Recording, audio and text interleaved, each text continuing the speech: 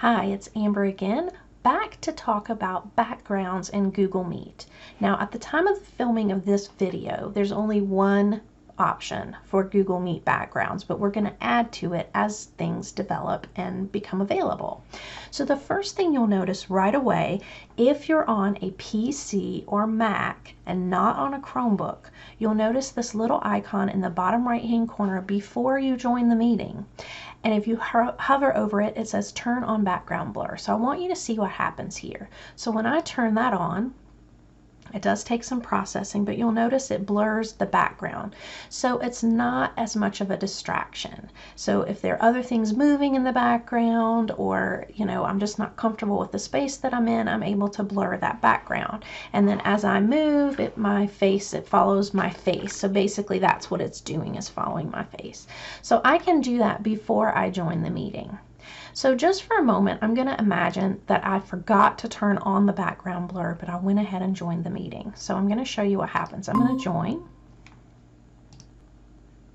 So if I've joined the meeting and I realize, oh no, I forgot to turn my blur on, I can go to the three-dot menu, and now I can turn on background blur from here. That way, I'm ready to go as soon as other people are joining. So it's not something you have to do from the very beginning. I do want to say that one of the reasons it's not available on Chromebooks yet is because it does take a lot of video processing to be able to do the background blurring and the following of your face and whatnot.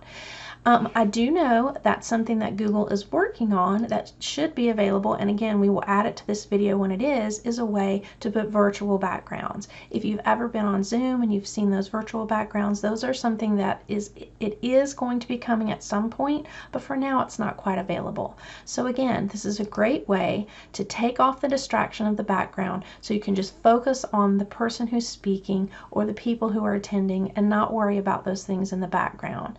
So once this works on Chromebooks, this will be a great thing for you to recommend for students while they're in a virtual day and they're learning from home, so that they don't have to worry so much about the space around them. They can just focus on being present, and the other participants can also focus on each other's faces rather than what's distracting in the background.